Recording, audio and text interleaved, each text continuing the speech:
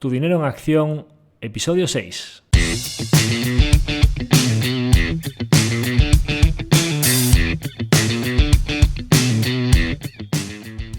Hola, soy Javier Acción, asesor financiero independiente autorizado y registrado en la Comisión Nacional del Mercado de Valores con el número 149 y asesor del fondo de inversión Acción Global. Te doy la bienvenida a Tu dinero en acción, tu podcast de inversión, donde hablaremos de manera sencilla y cercana de conceptos, métodos y alternativas para rentabilizar tus ahorros. Si te planteas sacarle partido a tus ahorros o quieres descubrir qué opciones te interesan más, te invito a quedarte para aprender sobre finanzas con un lenguaje directo y sin tecnicismos. Si tienes alguna pregunta, duda o sugerencia, puedes contactar con nosotros utilizando las distintas vías que encontrarás en nuestra página web www.accioninversiones.com.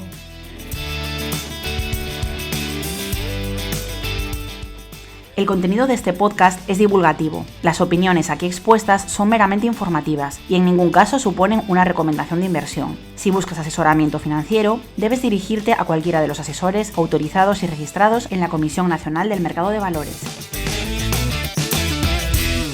En el episodio de hoy iniciamos las publicaciones con periodicidad semanal. Y tras los 5 primeros capítulos introductorios, quería aprovechar para utilizar el podcast para una de las labores que me parece que son más útiles para los partícipes del Fondo Acción Global y para un poco para todos los seguidores de Acción Inversiones. Así que interrumpo un poco la labor divulgativa y formativa que recuperaremos en los siguientes episodios para realizar lo que me parece que es muy útil en este momento, que es un balance anual del ejercicio 2021 y comentar un poco la situación de nuestra cartera y perspectivas para los próximos años. Posiblemente este tema sea algo más complejo, difícil de seguir para las personas que no estén tan habituadas al análisis de empresas o a la inversión en negocios, pero también por contra probablemente sea un capítulo que guste mucho más a todos aquellos que les guste mucho la inversión en compañías, el analizar empresas, el hablar de diferentes negocios. En todo caso, prometo hacer todos los comentarios sobre empresas específicas y sobre negocios de nuestra cartera de la manera más sencilla y comprensible posible, como siempre tenemos de objetivo en este podcast. Así que bueno, vamos con ello. En primer lugar, creo que procede hacer un breve resumen de la historia del fondo. El fondo, cuando me refiero a nuestro fondo, hablo de la cartera principal de Acción Inversiones, que es el Fondo Acción Global.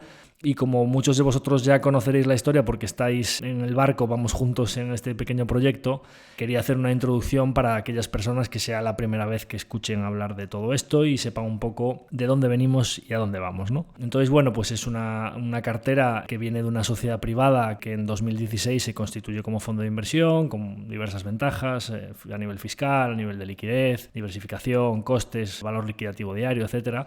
Y que es un barco de un proyecto de inversión colectiva en el que vamos todos juntos, ¿no?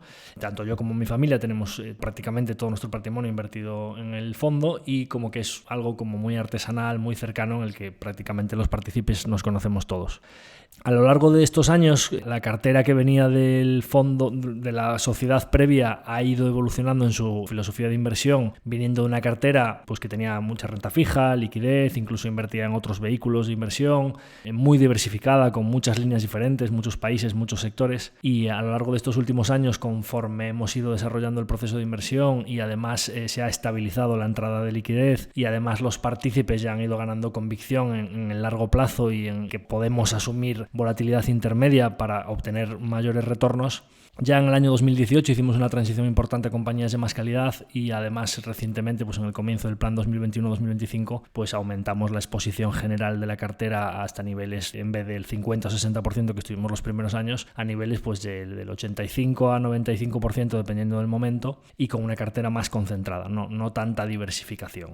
Entonces, dicho esto, pues como 2021 es el primer año de este plan de 5 años, que como ya expliqué otras veces, me gusta ir haciendo todo esto en capítulos más cortitos de 5 años, cortitos teniendo en cuenta que siempre pienso a muy largo plazo y que me gusta pensar de esa manera y ir haciendo metas volantes intermedias para ir tratando de cumplir una serie de objetivos y haciendo crecer y desarrollar este proyecto en el que vamos todos juntos, pues me parece que aunque tengamos el foco puesto en 2025 y de ahí en adelante, pues hay que ir haciendo balance año tras año para poder obtener un aprendizaje, ¿no? de las cosas que van pasando. Entonces, ¿qué ha pasado en 2021? Bueno, pues en general 2021 ha sido un año por lo general bueno para los mercados, pero no tan fácil ni tan sencillo como apuntan algunos índices. Como sabéis, pues después del año de 2020, que fue el año propio de la pandemia, de los más complejos que recuerdo en mi carrera de gestionar, con una caída fuertísima y una recuperación posterior muy fuerte, las vacunas, etcétera, pues 2021 empezó bastante tranquilo.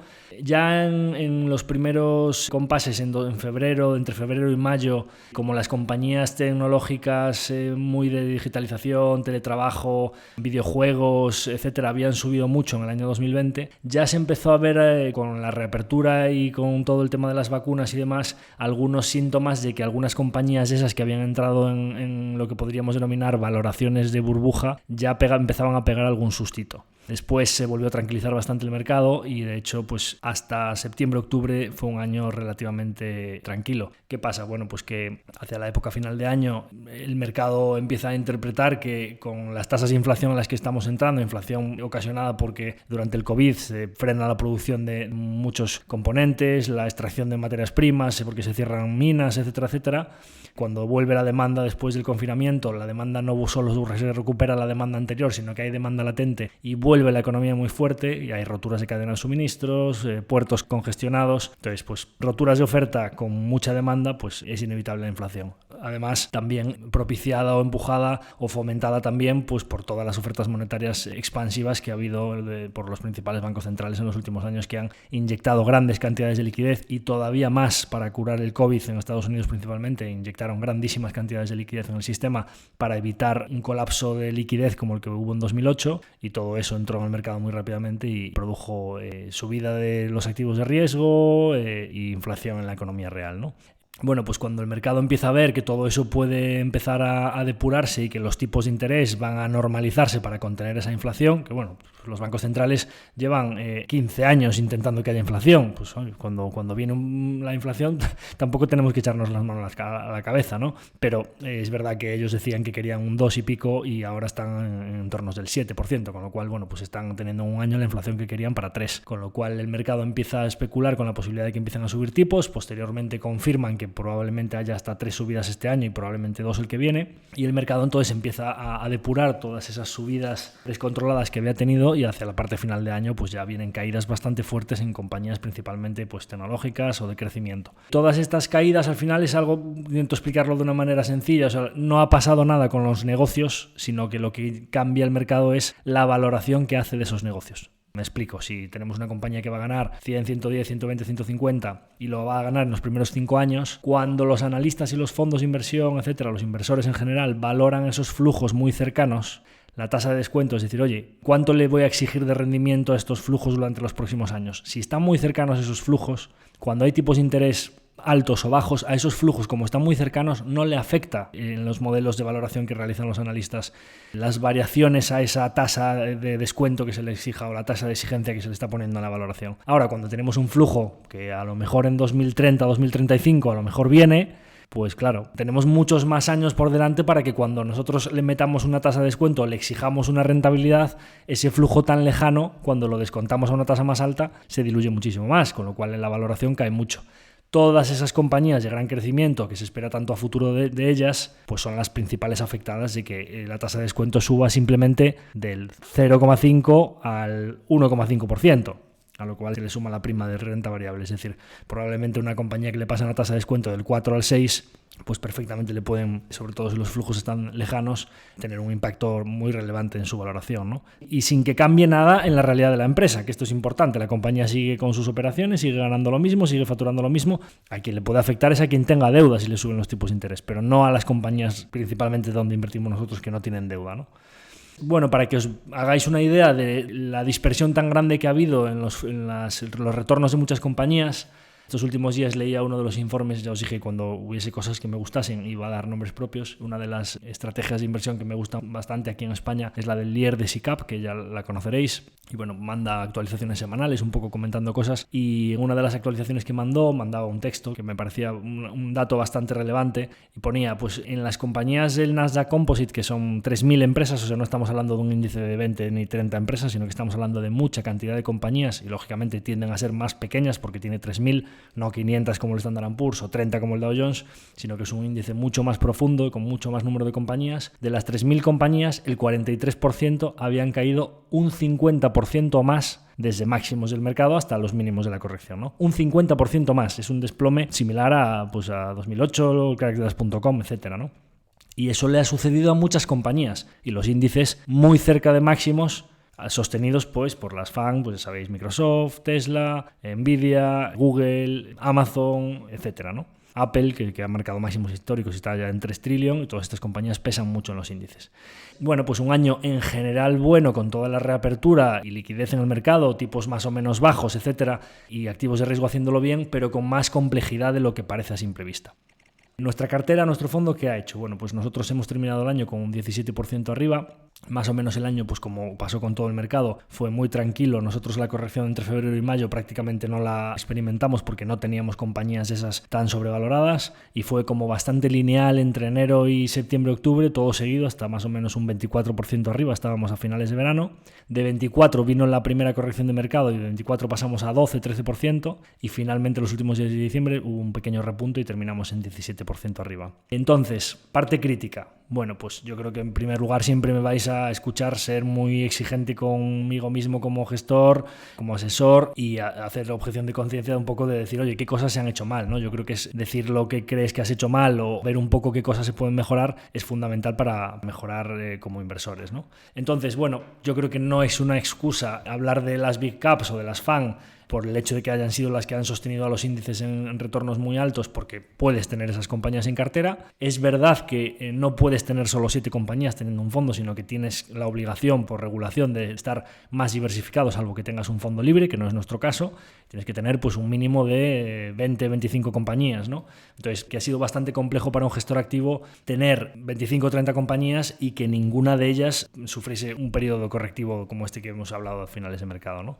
Entonces, ¿qué carteras lo han hecho muy bien? Pues lo han hecho muy bien este año carteras que llevaban bastantes años haciéndolo mal. Pues ahora como que se tiende a mirar un poco al árbol que más sombra da, ¿no? Decir, oye, pues qué buen retorno ha tenido esta cartera que ha hecho un 40 y pico. Claro, bueno, pues a lo mejor es porque llevaba bastantes años pasándolo mal y lo que importa es el anualizado.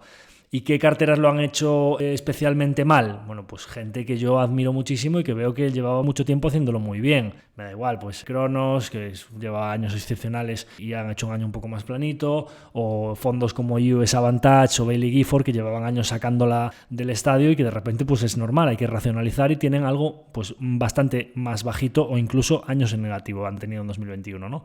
¿Y nosotros qué hemos hecho? Bueno, pues hemos hecho... Ni la sacamos tanto antes, ni hemos corregido tanto ahora. Es decir, como que hemos sido más consistentes y hemos sido más estables.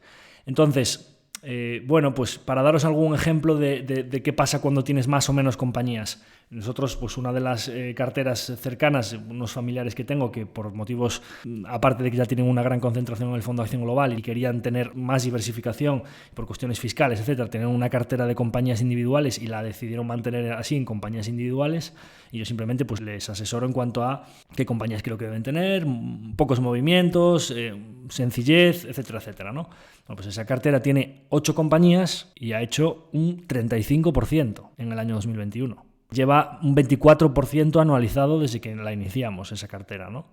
8 compañías, o sea, como, y diréis, bueno, pues a lo mejor son 8 compañías que como es una cartera así privada y tal, has asumido más riesgos de los que asumo. No, al revés. O sea, me complico la vida poquísimo. O sea, es una cartera en la que van metiendo algo de liquidez, cuando hay caídas de mercado, veo cuál está más a tiro y sembramos ahí y nada más, con 8 compañías en las que, como os imagináis, varias de ellas son de las que pesan bastante en los índices, ¿no? Entonces, bueno, pues una diferencia de retorno muy complicado cuando yo, donde me quemo las pestañas es en el fondo y es donde más busco y rebusco para encontrar compañías que me ofrezcan algo diferencial a lo que hay en los índices, ¿no? Otro ejemplo, pues diréis, oye, la cartera hace un 17, más o menos ese es el retorno promedio de lo que ha hecho la cartera del fondo. Pues no, mira, os doy un poco datos de las empresas que tenemos nosotros. Ahora tenemos 25 compañías en el fondo. el retorno promedio, no ponderado, sino el retorno promedio de las compañías que nosotros tenemos en cartera ha sido del 27% en el año 2021. Y la divisa nos habría dado otros 4 puntos. O sea, 27 y 4, nosotros habríamos hecho un año del 31% y al siguiente, cuando nuestro objetivo está en doble dígito. O sea, habríamos triplicado el objetivo. ¿Por qué hemos hecho un 17? Bien, por la ponderación que le hemos asignado a cada compañía. Es decir, yo al comienzo del año, cuando empiezo el año 2021-2025, el plan 2021-2025, que es un plan de 5 años, pues pondero las compañías que tenemos en cartera y las compañías que yo consideraba que tenían más riesgo, son las que considero pues semillas, en las que tenemos pequeñas posiciones, pues resulta que varias posiciones en las que teníamos un 1%, 1 o 2% del fondo, han hecho más de un 100% de rentabilidad, han volado literalmente. Y varias compañías en las que yo tenía y tengo mucha convicción han tenido un año mucho peor, en compañías en las que teníamos un 5 o 6%. Y esto, claro, es ventajista, lo miramos un poco a toro pasado y decimos, oye, ¿esto fue correcta la ponderación que se les dio? Bueno, habrá que verlo a 5 años vista. No se pueden sacar todavía conclusiones solo transcurrido un año. Porque si vuelvo al momento inicial, a mí ser prudente y a las ideas de más convicción, sin deuda, de menor riesgo, no dependientes de ninguna variable externa, etcétera, me parece que es donde tenía que asignar más peso. Y las posiciones con más asimetría de riesgos, que podrían ser más explosivas, pero en las que veía un riesgo importante de que hubiese una pérdida gorda, asignar solo el 1%, creo que es lo prudente y creo que es lo que yo correctamente debía haber seguido haciendo. Pero vino un año como tan excepcional como el post-COVID, etcétera, etcétera, y varias de las compañías en las que teníamos porcentajes pequeños ha salido todo bien, han explotado para arriba. Y resulta que varias de las otras compañías de las que teníamos peso alto o se han quedado más paradas o lo han hecho mal, ¿no? Entonces, bueno, pues eso lo veremos a unos cuantos años más vista, pero vamos, como idea, como aprendizaje en la parte crítica, pues una cartera quizá un poco más equiponderada o una cartera de 25 compañías pero con pesos más similares entre ellas, probablemente este año habría tenido un rendimiento muy superior. Veremos un poco lo que pasa en los próximos años, ¿no? Entonces, bueno, pues por sacar también alguna conclusión positiva, oye, pues que todos los años quizá malos o no tan buenos, cuando tú tienes un objetivo de hacer rentabilidad de doble dígito, que es 10% anualizado, hagas un 17% neto de comisiones, ya pagados todos los gastos. Como hablábamos en el capítulo aquel del interés compuesto, de por qué invertir, yo os daba ejemplos de cómo componer el capital al 3, al 7, y os decía que se salían los ceros y lo componías al 10. Acabamos de hacer un 17 y si nosotros miramos un poco ya en plazos un poco más largos, desde que la cartera se hizo aquella transición a la calidad en el año 2018, el retorno medio anualizado de estos años ha sido del 14% anualizado, ¿no? Entonces, bueno, pues yo considero que estamos en línea al objetivo, siempre mirando las cosas que debemos mejorar, que siempre se puede seguir mejorando, pero pues hay cosas que también están saliendo bien, ¿no? Sobre todo, bueno, pues teniendo en cuenta que nuestro fondo, pues al final es un fondo de renta variable, pero muy patrimonialista, o sea, es decir, pues oye, en pleno COVID, que luego terminó siendo un año bueno para los activos de riesgo, cuando los índices estaban menos 30, menos 35, nuestro fondo estaba en el peor momento menos 10. Súper conservador, súper cubiertos, etcétera. Es decir, nosotros ahora mismo, con una volatilidad del 13%, me parece que tenemos de volatilidad anualizada a 3 años, un ETF del MSCI World tiene una volatilidad del 20%, el 15-20%, o sea, bastante superior a la que tenemos nosotros. Claro, dices, no, pues sí, pues es que el retorno de los índices es como que miras un poco, ¿no? Se tiende a mirar al más guapo de la clase y decir, oye, claro, es que las Big Caps lo han hecho muy bien y es que el Standard & Poor's ha hecho un 35% en el año. Claro, pues a lo mejor en la reversión a la media, cuando todo el mundo está montando carteras y está diciendo, no, es que yo no me complico. 4 indexados, que es lo que está pasando ahora, ¿no? Que lógicamente cuando se miran los retornos pasados, a lo mejor ahora era el momento de coger y meterle a los Bailey Gifford, a los Cronos, a los que acaban de tener justo una época un poco peor, ¿no? Por eso quiero decir, nosotros estamos un poco en la media, estamos un poco ni tan extremos hacia growth, ni tan extremo tal, tenemos compañías de todo tipo, etcétera, etcétera, y con una volatilidad del 13 estar componiendo el capital por encima del 14% me parece que, bueno, pues también hay que hablar de las cosas que han salido bien, ¿no? Entonces, hablando un poco de compañías concretas, que eso yo creo que es un poco lo que más le va a gustar a la gente que le gusta hablar de empresas individuales. Siempre voy a empezar por lo que ha salido mal. Siempre creo que debo hacer un poco ese ejercicio de explicarme a mí mismo y que quede un poco reflejado en mis palabras esas ideas en las que yo pensaba una serie de cosas y que pues este año ya veremos qué pasa dentro de un tiempo, pues ha salido mal.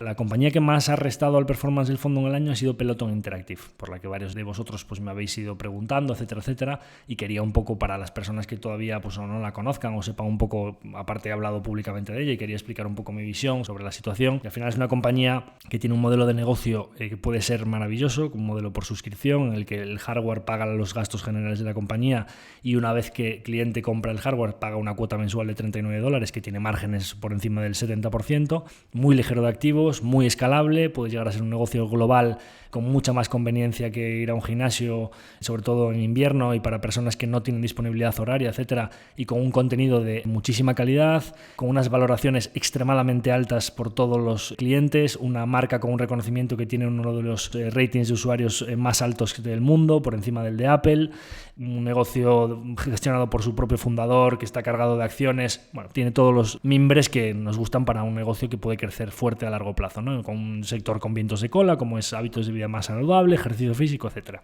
Bien, ¿qué pasó? Bueno, lo que pasó fue que la compañía se equivocó al estimar la demanda que iba a haber post-COVID. Es decir, la compañía explotó la demanda al encerrarse todo el mundo en casa de bicis, cintas estáticas para hacer ejercicio en casa.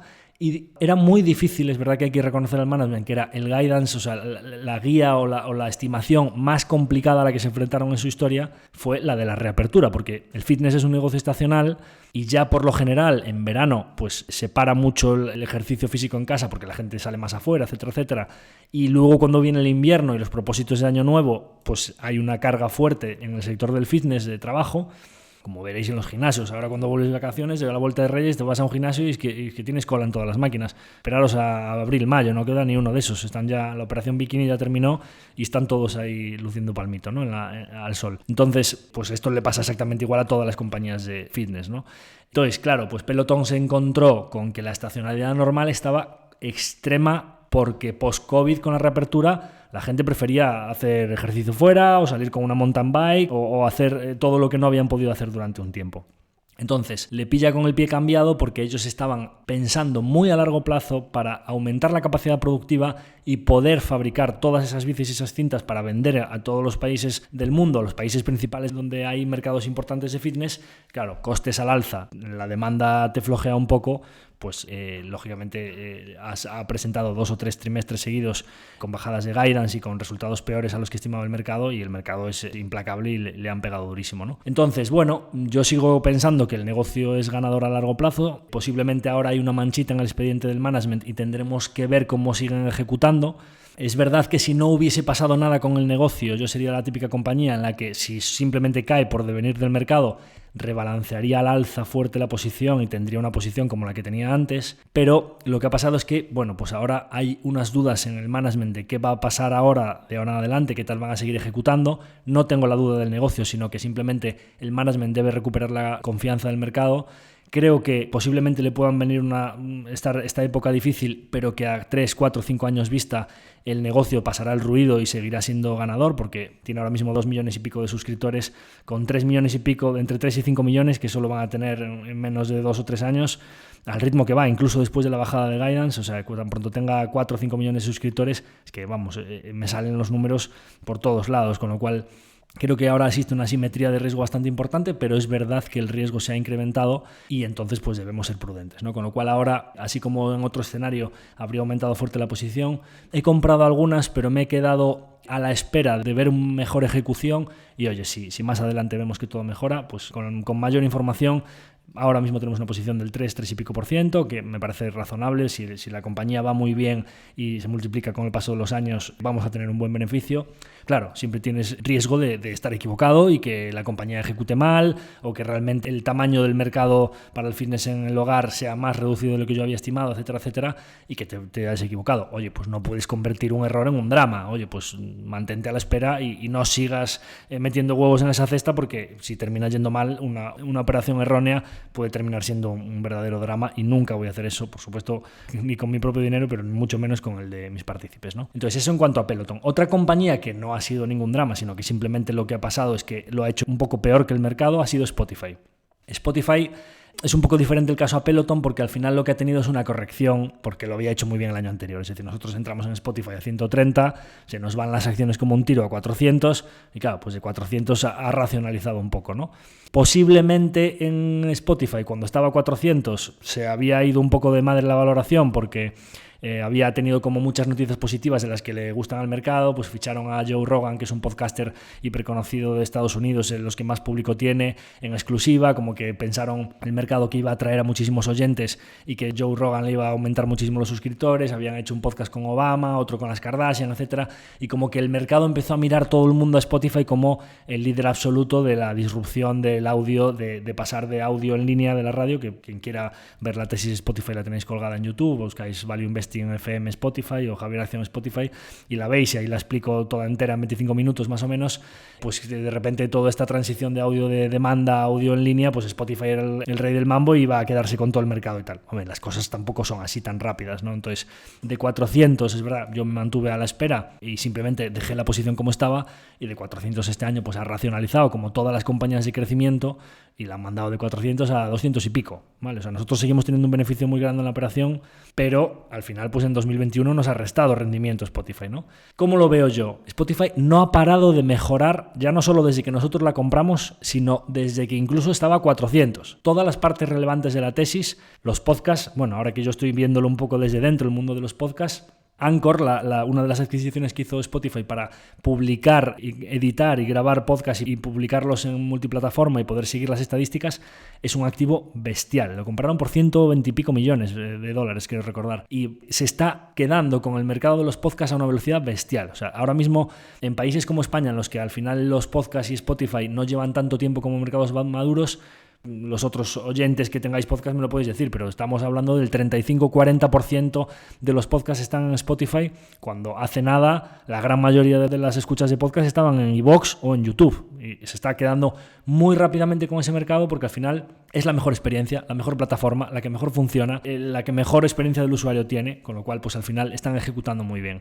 Todo ese tipo de experiencias, los podcasts, todo el audio que no sea grabado para etiquetas musicales que les tienen que pagar muchos royalties, las escuchas de canciones y música, etcétera, todo el tema conciertos, merchandising, el two-side marketplace, que al final es: oye, tú eres un artista, quiero promocionar mi canción para que tenga más oyentes, le tienes que pagar a Spotify. Una parte del royalty que te da le viene de vuelta, con lo cual toda esa mejoría de márgenes, que es la clave en la tesis Spotify, porque al final Peloton y Spotify son dos motivos por los que les han pegado fuertísimos, porque el mercado, como hablábamos cuando mencioné el tema de la corrección de las empresas de crecimiento, son empresas que como crecen mucho en top line, crecen mucho en ventas, y todavía tienen márgenes o muy planitos, están en break-even o prácticamente, o sea, están básicamente en el punto en el que están ganando cero, se espera que esa expansión en ventas, al escalar los costes fijos, a lo largo de los años puedan tener beneficios muy, muy, muy grandes. ¿Qué sucede? Claro, pues el mercado de repente te dice: una compañía que tiene margen EBIT, o sea, margen de beneficio operativo cero, pues oye, ya veré yo si en el año 2030 gana o no, pero de momento te pongo los pies en la tierra, ¿no?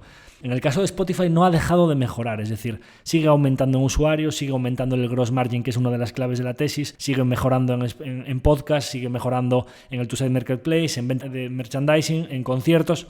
Puedes ver las letras de las canciones de tipo karaoke, que me parece una aplicación buenísima. Ves los vídeos musicales incluso de muchas canciones, el sistema de reproducción, la suscripción premium, de verdad se la recomiendo a todo el mundo porque es una experiencia buenísima. Si tienes un sistema de sonido en casa con Bluetooth, de verdad, cómo se conecta a una y a otra plataforma, cómo llegas a casa y directamente abres Spotify, pones lo que quieras, sigues escuchando el podcast desde donde lo tenías, la música, de verdad, me parece la radio del futuro. O sea, creo que realmente tiene unas grandes posibilidades de ser la radio del futuro.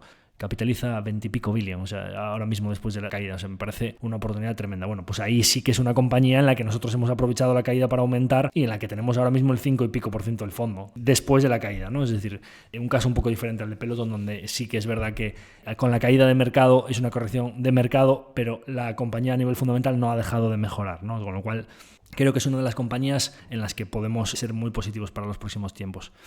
Entonces, bueno, pues para daros también, hay otras compañías que o no han hecho gran cosa, o se han quedado más intermedias con respecto a lo que ha hecho el mercado, pero quizá me gusta hablar de los más extremos, y las partes malas han sido Peloton y Spotify.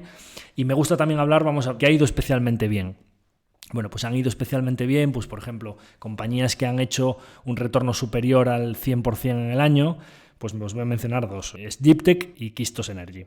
Bueno, pues Sdiptech es una compañía sueca de infraestructuras con componente tecnológico, infraestructuras urbanas, por decirlo así. Creo que es importante para los próximos años en el desarrollo de la sociedad y en el crecimiento de las ciudades y en un mundo cada vez más sostenible. Infraestructuras clave como redes de cargadores eléctricos con un software para gestionarlas, servicios de automatización para puertos y para cadenas logísticas con sensores para que cada vez haya menos errores humanos y menos congestión en los puertos para tenerlo todo cada vez más automatizado.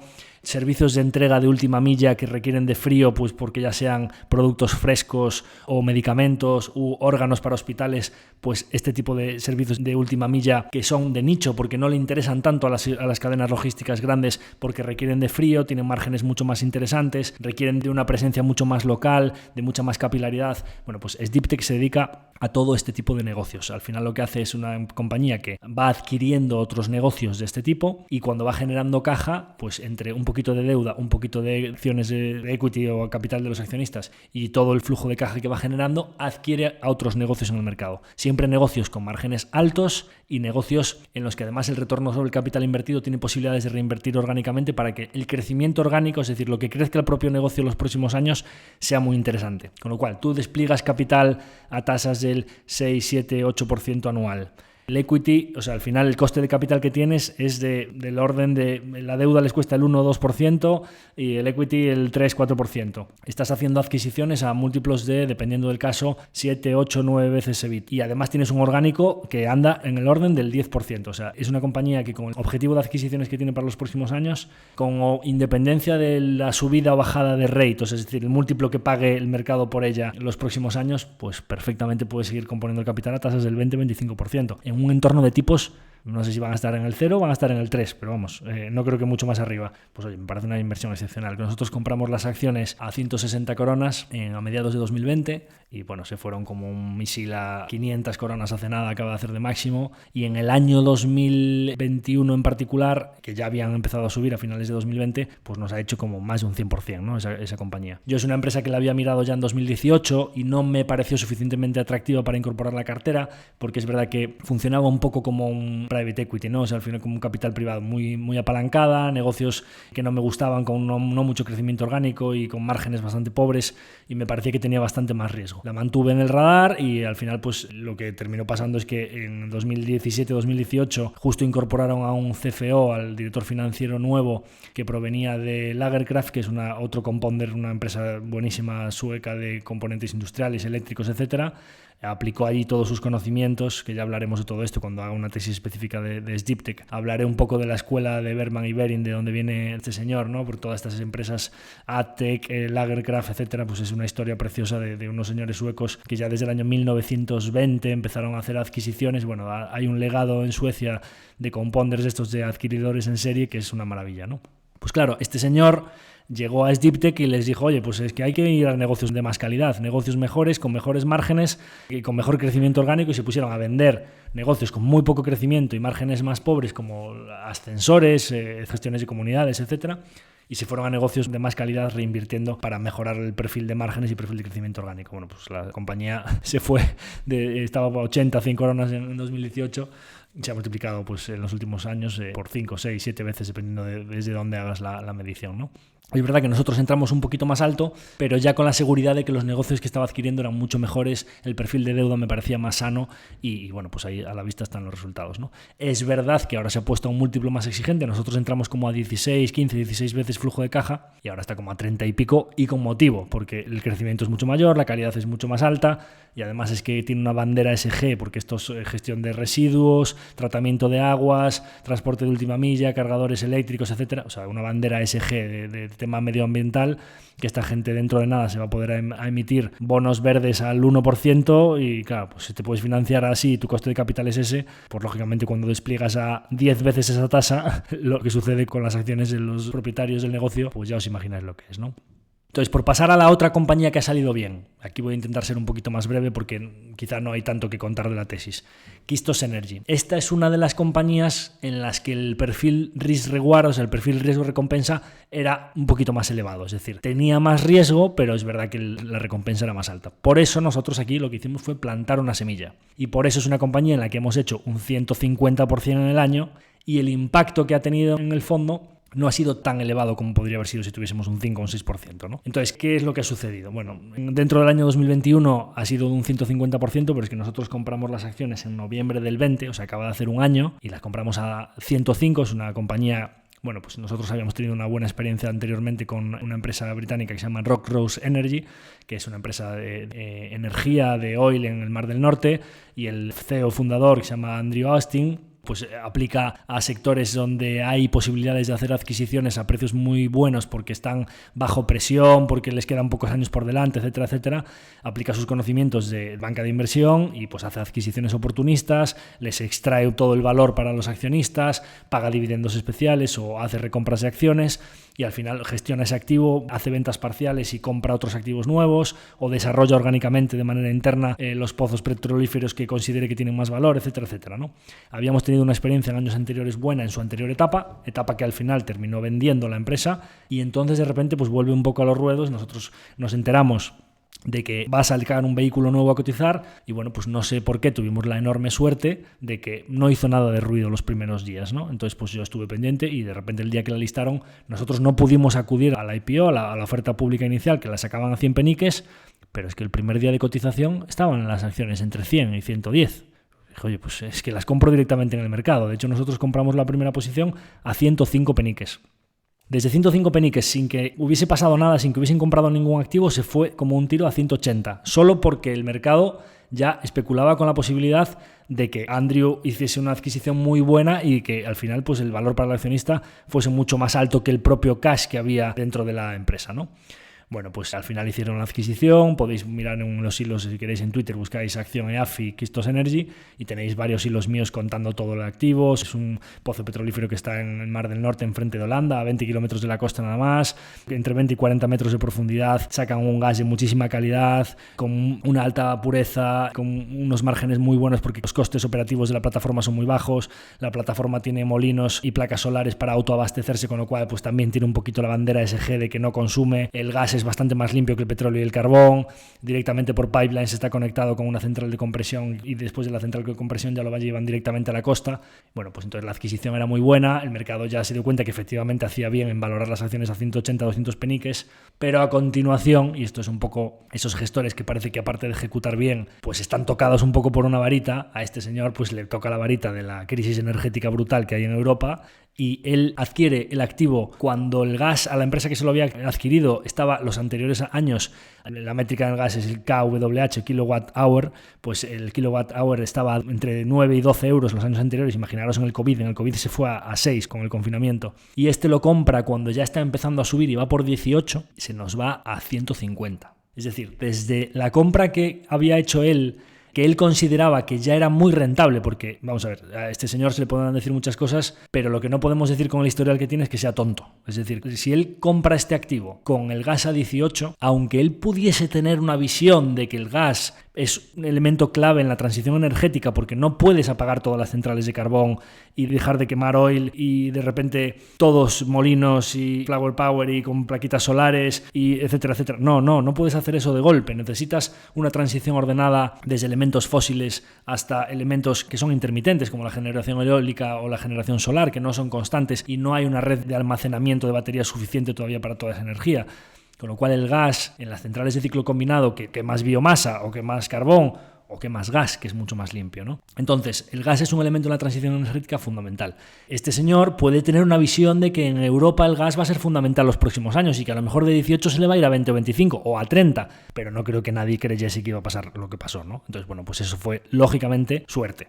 Aunque hay inversores que dicen, oye, pues es que esto vale 150, esto tiene que valer 10 veces más. No es así. Es decir, el mercado va a valorar Kistos no por lo que cotice el gas en el presente, que ahora ya ha corregido un poco, ahora está por 80, 90 más o menos.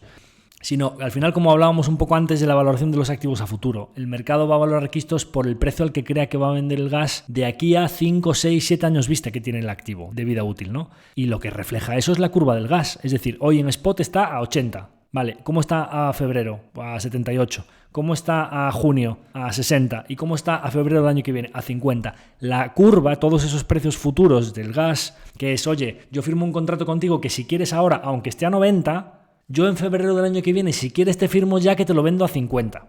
Es decir, hay un inversor que tú si quieres puedes tener el gas del año que viene, de febrero del año que viene vendido. Esa es la realidad del precio al que Andrew Austin podría tener hedgeado o cubrir la valoración de su gas a todos esos meses vista. Pues eso es lo que vale el activo. No todos esos años lo voy a vender a 90. 90 está hoy, pero ¿qué importa lo que venda hoy?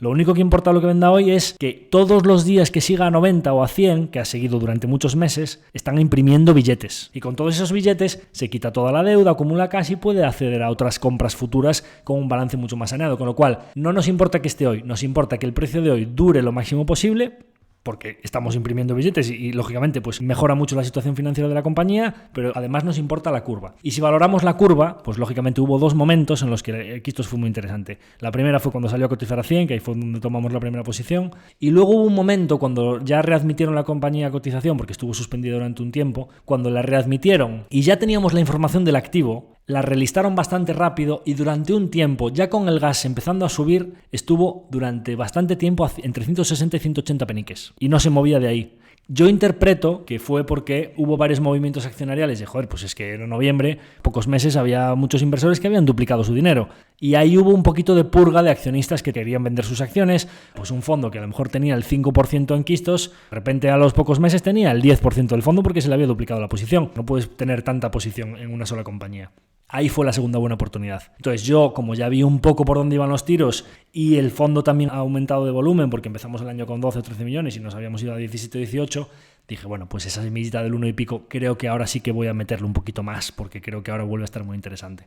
A 180 volvimos a aumentar un poquito. Se fue a 450. Yo creo que ahora mismo, con la curva del gas, no a 150 o a 90 que está ahora mismo, no, con la curva del gas creo que está razonablemente bien valorada o podría tener todavía un poquito de potencial adicional, teniendo en cuenta solo el activo holandés que estamos hablando, que es Q10A, y con todo el resto de posibles desarrollos gratis. Es decir, parece que está muy bien valorada y que tenemos opcionalidad, porque en el caso de que ahora mismo Andrew Austin decida, oye, mira, es que el gas está muy alto. Si el gas está muy alto, desarrolla tus activos internos, porque aparte de esa plataforma tenía más que puedes seguir desarrollando. De hecho, están haciendo drillings para seguir desarrollando el resto de pozos.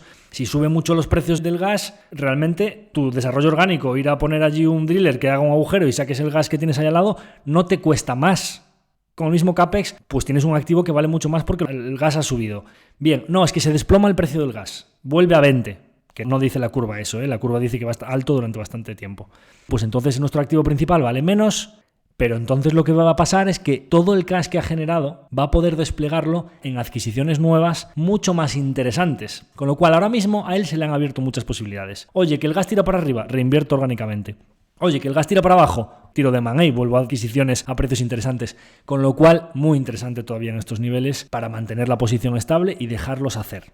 Bueno, vamos a ver, quiero decir, está correctamente valorada con una tasa de descuento del 20% que le meto yo, es decir, Quistos a 400 y pico peniques que está ahora mismo, sin que pase nada más y solo con el activo principal, desde aquí hasta la vida útil que tiene el activo principal, nos tendría que rendir del orden del 20% anual para que estuviese correctamente valorada ahora mismo. Todos los problemas, es decir, le estoy metiendo que valoro esos flujos a 4 o 5 veces, ¿vale? Valorándolos a ese múltiplo, a un 20% de yield hasta entonces está correctamente valorada.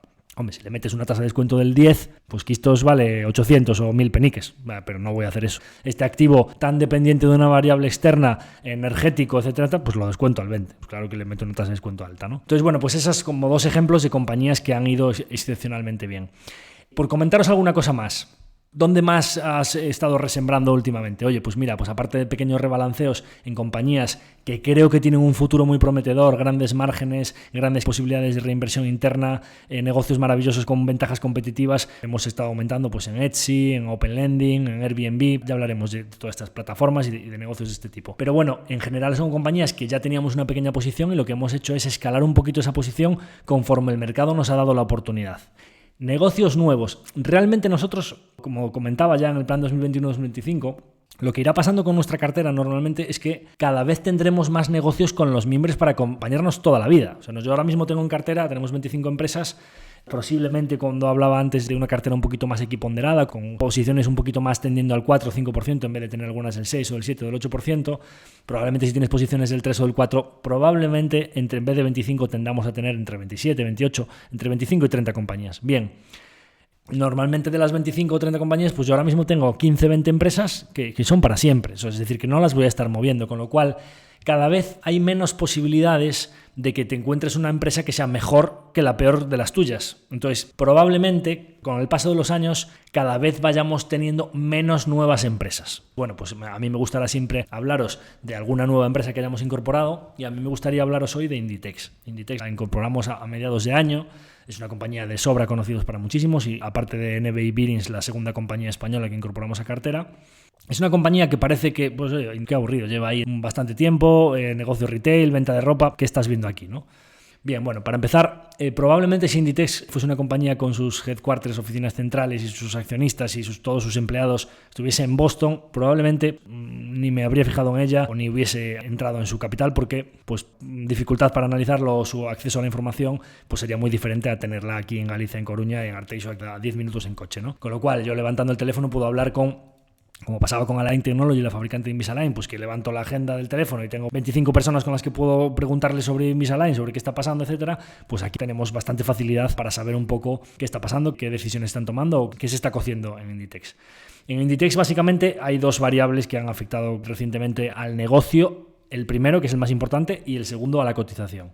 Y lo primero, bueno, pues yo he vuelto al capital de Inditex, la tuve hace muchos años y he vuelto al capital de Inditex porque para mi modo de ver está en el proceso de convertirse en un negocio de muchísima más calidad del que ha sido en los últimos años. Tan sencillo como la venta online. O sea, al final, en la venta online, cuando tú vienes de un negocio que llevas 40 años construyendo tiendas físicas y de repente haces una transición a un mundo online, como le ha pasado a muchos retailers, bueno, pues los cambios logísticos que tienes que hacer, todo ese cierre de tiendas, etcétera, suele ser bastante traumático. Pero resulta que Inditex tiene un modelo logístico de gran inmediatez, desde que mirando por las calles de Tokio y ven a uno de estos influencers o gente rara que va vestida por allí, hasta que tiene la prenda en el escaparate de la calle de Preciados de Madrid, pasa muy poquito tiempo. Y eso necesita un sistema logístico brutal, que parece como si el señor Amancio, me pongo de pie otra vez al mencionarlo, como siempre.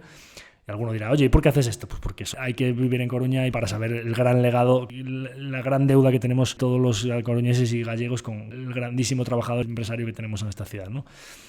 Entonces, bueno, ¿qué pasa? Pues lógicamente pues tiene que cerrar tiendas, tiene que quitar costes fijos, tienen menos carga de empleados y esto, oye, entonces ¿cómo va a vender? Normalmente en el negocio online, todos los ASOS, Zalando, Boohoo, todo este tipo de compañías, al final había un poco la falacia de que el negocio online iba a ser mucho más rentable que la venta en tienda física, porque no, es que te quitas los locales. Vamos a ver, cuando tú vas andando por la calle Paseo de Gracia de Barcelona, la publicidad que siempre utilizó Amancio nunca hizo publicidad, o sea, Inditex es una compañía que nunca ha hecho publicidad. Ha tenido dos premisas, nada de créditos bancarios y nada de publicidad. Bien, ¿cuál es la publicidad? ¿Cómo entra la gente en tus tiendas? La publicidad es el gran escaparate de la esquina de la calle Preciados. Tú vas por Preciados o por Paseo de Gracia o por Juan Flórez de Coruña o por donde sea y te encuentras el mejor local, la mejor esquina de cada ciudad es de Zara. Y te la encuentras de frente con un escaparate precioso y la gente entra en tu tienda. Bien, ¿qué pasa con el online? Las plataformas que nacieron online y no tenían presencia física, para hacerse una marca, para conseguir que la gente entre, o un Gap, H&M, etcétera, cuando de repente empiezan a cerrar tiendas físicas, que van a la cola de cierres de tiendas físicas con respecto a Inditex, ¿cuáles son las calles en el negocio online? Nuestros ojos están en la pantalla del teléfono, en la tablet o en el ordenador. ¿Y por dónde vamos caminando? Mirad cualquier estudio en que se gasta el tiempo de Internet. El tiempo se gasta en Instagram, se gasta en Facebook, se gasta en TikTok, se gasta en Google o se gasta en el medio de prensa de turno, sea Expansión, El Economista o Marca, o se gasta en WhatsApp. O sea, básicamente esas son las calles de Internet. Esas son las calles. Entonces, pues eso es la tasa Google, la tasa Facebook, es decir, tú cierras el local de Paseo de Gracia y no te entra nadie en la tienda. ¿Cómo haces que te entren en Zara.com? Pues a toda esa gente ponerles la puerta de acceso delante para que entren en tu página web y compren. Bueno, pues imaginaros el enorme gasto en CAC, Customer Acquisition Cost, el coste de adquisición de clientes de las empresas online en retail se les ha disparado. Y no os creáis que es mucho menos que el de tener tiendas y tener empleados, sino que se gastan mucho en adquirir a esos clientes. Segundo problema del tema online. El segundo problema del online son las devoluciones. Cuando tú vas a una tienda y compras y te lo pruebas allí y después ya te llevas solo, después de salir del probador, te llevas solo lo que te ha servido. Y después tú te llevas a tu casa y resulta que aún así termina sin gustarte, vuelves a la tienda y lo devuelves. ¿Qué pasa con el online? Primero, en el online, Amazon está educando a todo el mundo en que tiene que recibir las cosas inmediatamente y sin coste. El delivery tiene un coste, es decir, hay que poner una entrega de última milla, unos centros logísticos, entonces otro coste con el que antes las empresas de retail no contaban. Pero es que además vienen las devoluciones. Las devoluciones son importantes porque la gente, cuando empezó a ver que cuando comprabas por la página web o por la aplicación del móvil te llegaban las cosas a casa inmediatamente al día siguiente o a los 2 días tenías la caja en la puerta de casa, pero no te las habías probado y no sabías entonces, oye, ¿qué talla uso de esto? Pues es tan sencillo como me compro la M, la L y la XL. Me las pruebo todas en casa y me quedo con la que realmente me quede bien y devuelvo todas las demás. Bueno, pues las tasas de devolución se dispararon. La devolución en el online es un problema porque si tú tienes que mandar a otra persona a casa cuando ya has vendido el producto, tienes que mandar a un repartidor a casa a recoger la caja, todo ese coste va en contra ya no de los productos que devuelves, que no les ganas nada porque te los han devuelto, sino del único producto que se han quedado en su casa, con lo cual te destroza los márgenes. Empezaron a pensar, oye, llévame los paquetes a un centro de devolución. Bueno, cada uno está buscando sus soluciones. ¿Por qué creo que Inditex tiene una gran ventaja en todo esto?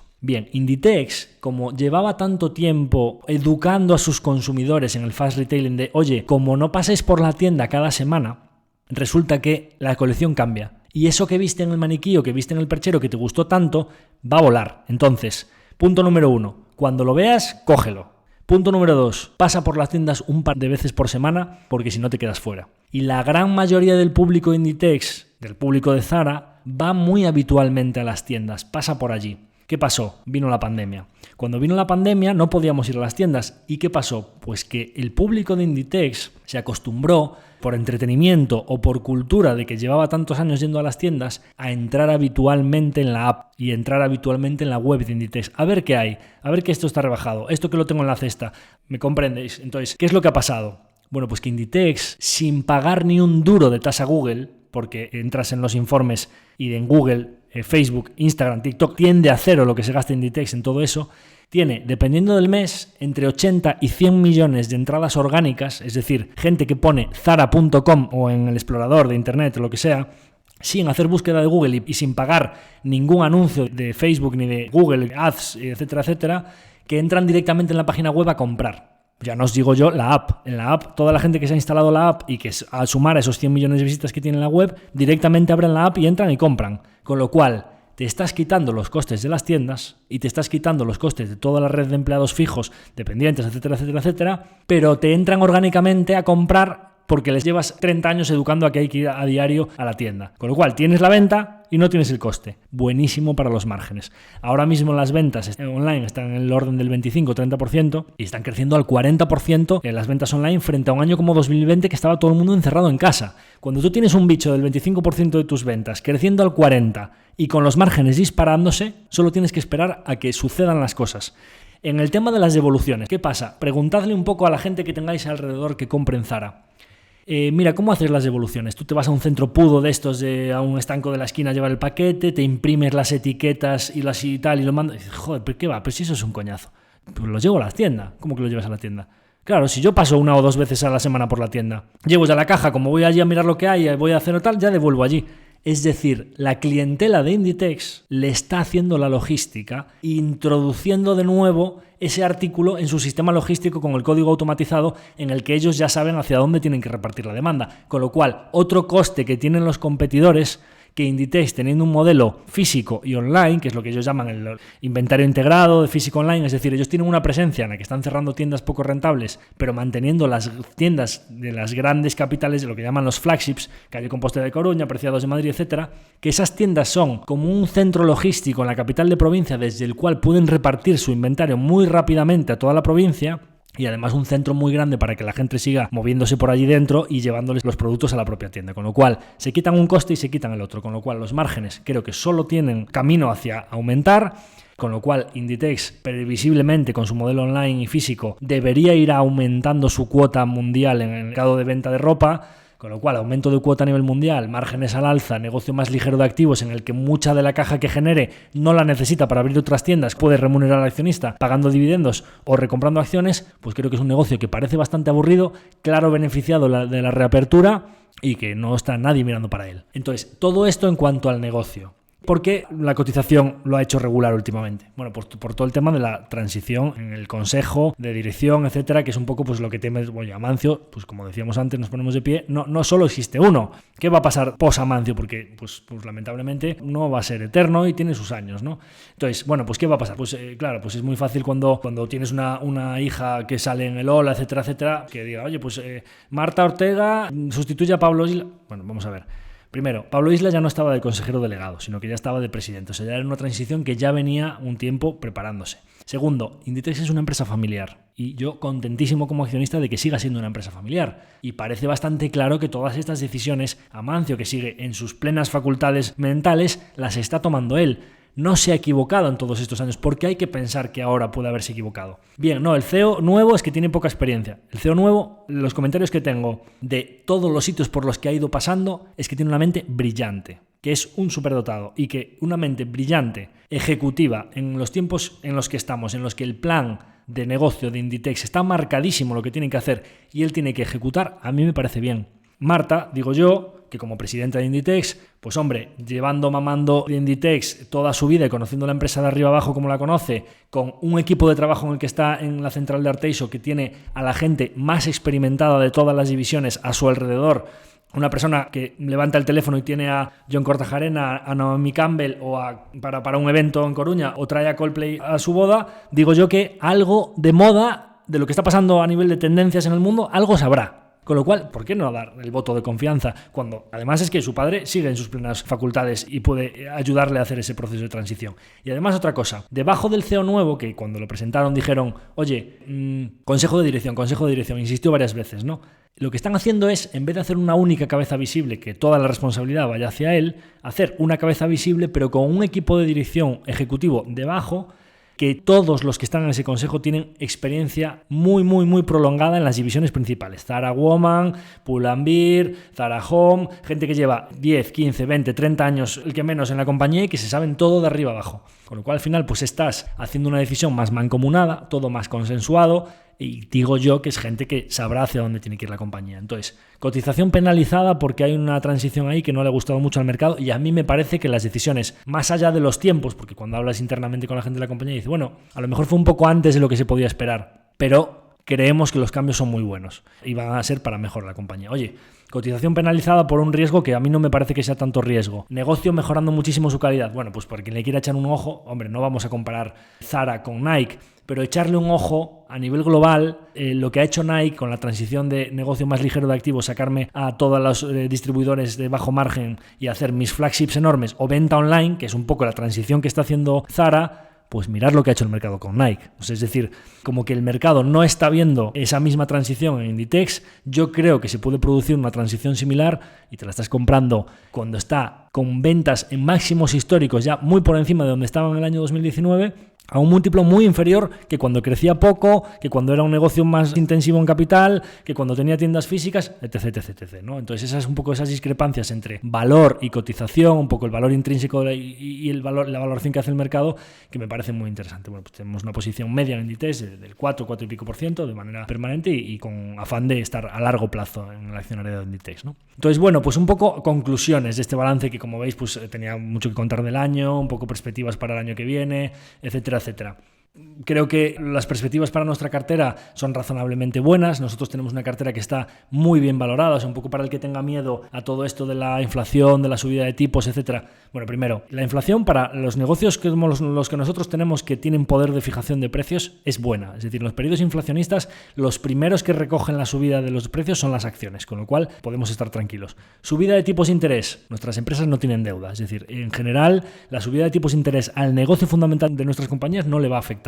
Oye, que el múltiplo que puede aplicar en el mercado cuando los tipos sean del 3 o del 4, pues a lo mejor es un poco más bajo o baja la valoración de las compañías de nuestra cartera. Bien, pues lo compro ese argumento. Puede ser que en algún momento pueda haber una bajada de múltiplo. Bien, ¿Nuestras compañías están a un múltiplo muy alto o muy bajo? Nosotros siempre hemos puesto por delante la valoración razonable cuando asumíamos una inversión o cuando estábamos pensando en tomar pues una cartera media como la nuestra, pues que está a 24 o 25 veces beneficios de promedio, es decir, a la media del mercado global cotizando al mismo múltiplo y que está tasa compuesta anual en plazos largos a 5 años promedio de nuestra cartera del 27-28%, el mercado promedio que está valorado a 25-26 veces crece al 6. Es decir, nuestra cartera está cotizando de media al mismo múltiplo que el mercado, creciendo entre 27% frente a un 6 del mercado, ¿no? Estamos hablando de que entre 4 y 5 veces por el crecimiento del mercado comprándome al mismo múltiplo. Pues hombre, pues a lo mejor tenemos un pequeño de rate, me baja un poquito el múltiplo de algunas compañías, pero la verdad es que estoy bastante tranquilo en ese aspecto, ¿no? Y diréis, oye, pues todo esto de los múltiplos de subida, bajada de múltiplo, etcétera, etcétera, ¿te puede afectar en plazos largos? Pues mira, hay un informe de Boston Consulting Group que a mí me encanta, que es una maravilla, que lo recomiendo, ¿no? Que es un poco lecciones de 20 años de creación de valor, se llama, en el que explican un poco, ellos después ya desde el año 1998 estuvieron calculando de dónde venía la creación de valor de las compañías, que al final es lo que hacemos, o sea, nosotros invertimos una semilla que queremos que se convierta en un roble, o sea, eso es generación de valor. ¿Y de dónde viene la generación de valor? Ellos estuvieron viendo y dijeron, oye, ¿de dónde viene la generación de valor, el performance de las compañías en el mercado? Una compañía que te la compras a 10 veces, pues oye, porque gana 10 cada año y le pagas 100 por ella. Y yo lo que estoy esperando es que el mercado siga ganando esos 10 y que en vez de 100 me la pague a 200. Eso es lo que es un re-rate, o sea, me la pague en vez de a 10 veces beneficios, a 20 veces beneficios. Miraron qué porcentaje venía de ahí, es decir, qué parte del rendimiento venía de esos re-rates en el mercado. Miraron qué parte del rendimiento de las acciones venía de la expansión de márgenes. Oye, mira, no, es que yo facturo 100 y estoy ganando 10, pero es que el año siguiente, facturando esos mismos 100, en vez de 10 gano 15. He tenido una expansión de márgenes, y me han ido los márgenes del 10 al 15%. Y han mirado qué parte del rendimiento de las acciones venía de la expansión de márgenes. Oye, y también por último miraron y dijeron, oye, claro, pues no, es que la compañía no tiene una expansión de márgenes y el múltiplo del mercado es exactamente el mismo, pero es que en vez de 100 factura 200. Y miraron qué parte de la generación de valor de las acciones a largo plazo venía del revenue growth, o sea, del crecimiento en ventas. Para que un poco la gente que está pendiente de, oye, si hay inflación, las compañías de crecimiento me las van a pagar a menos, etcétera, etcétera. Bien, las conclusiones son un poco las siguientes. El primer año, el 40% de la generación de valor viene de la expansión de múltiplo. Es decir, en plazos cortos, el principal driver de que la compañía, en vez de estar cotizando a 100 euros, cotice a 200, es el múltiplo que asigne el mercado sobre sus beneficios.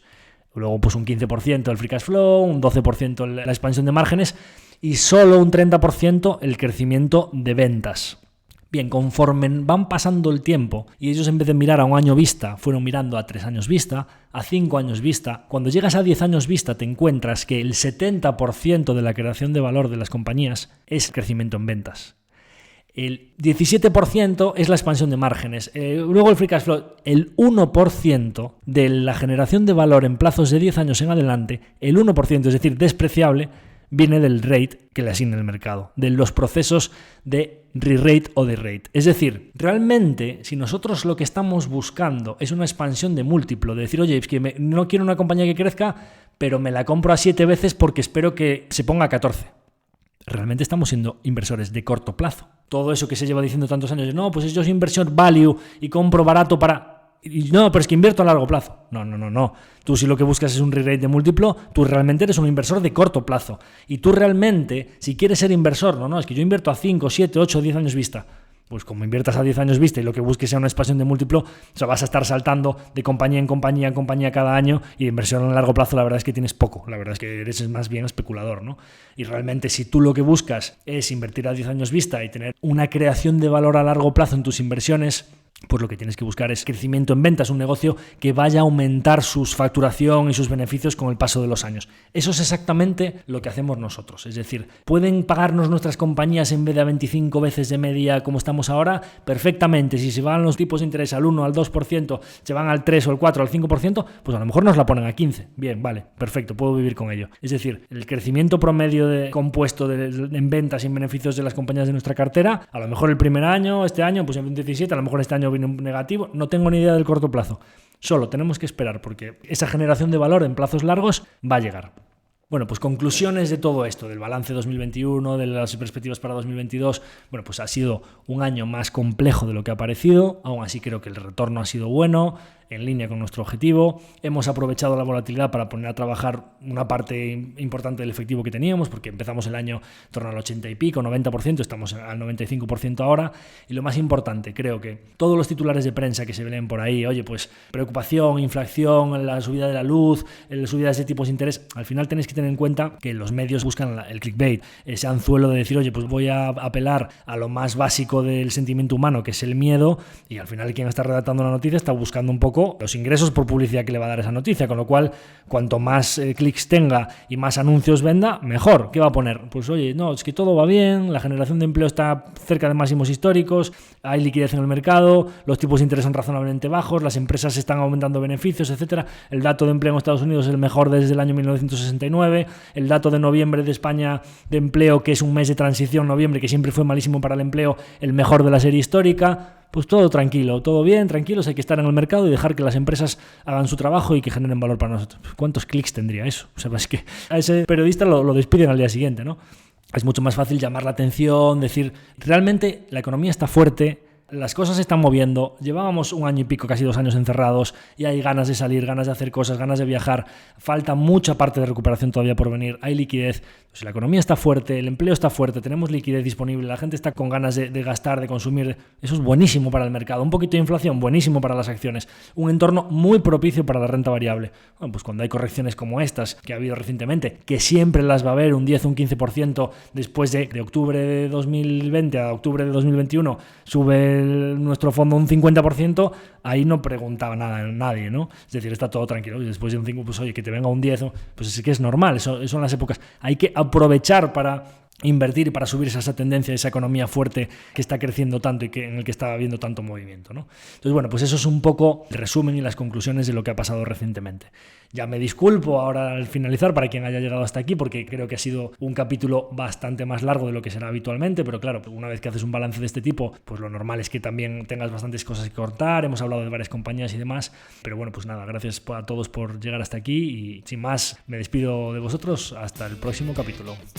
Si tienes alguna duda sobre lo que hemos hablado hoy o te gustaría que comentásemos algún producto financiero o alguna compañía en concreto, no dudes en ponerte en contacto con nosotros.